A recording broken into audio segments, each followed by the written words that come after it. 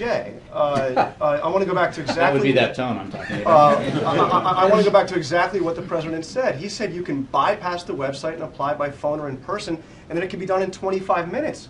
But these memos say that at the end of the day, we are all stuck in the same queue because they all have to go through the same portal. John, I get it. But the person who calls isn't the one who continues to wait after the paper application is filled. Right? Your mocking is entertaining, but the President said that you could apply within 25 minutes. That right. Was not true. The work that you do, I think everybody else is looking quizzically because there's a reason to be quizzical here.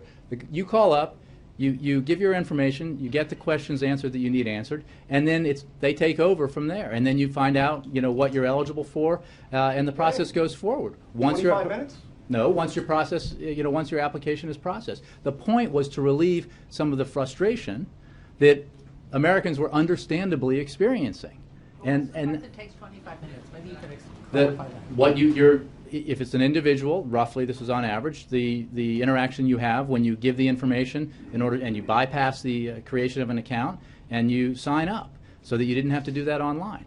And then to enroll, obviously you would give in the information you need. That would be processed. You would find out how much you qualified for, and you could be enrolled that way. But obviously, but John, we have never said that the process, the endpoint of the process, wouldn't still have to go through healthcare.gov. So this is not. Actually, that's not true, Jay. Look at your own words. On October 21st, the same day, you said you can enroll over the phone, you can enroll in person. On October 23rd, you said there are 4 ways to enroll in the exchanges.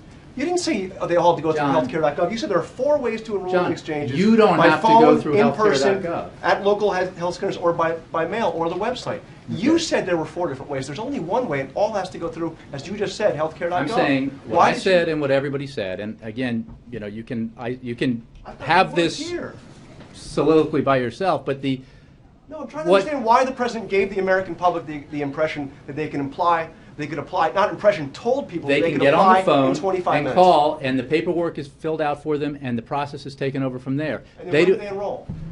When their paperwork is processed through healthcare.gov, but they don't have to go online to do it, is the point, John. That was the whole purpose of, while we were fixing the website, making it meet the standards that we set, that Americans had this alternative way with beefed up staffing and new rules allowing the call-in centers to do this, the individuals on the call-in centers to do this, to provide that relief to Americans who are frustrated by the experience. I think I'm not sure what you think you've discovered here, John, but I mean, if you're asking me... When the President said you can bypass the website, because you just said that it all has to go through the website.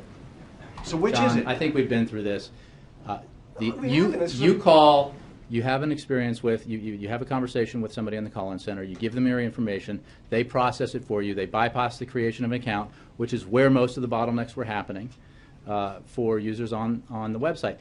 Eventually that still has to go through healthcare.gov, but you've done the work with... It didn't do the eventually part. John, I give up.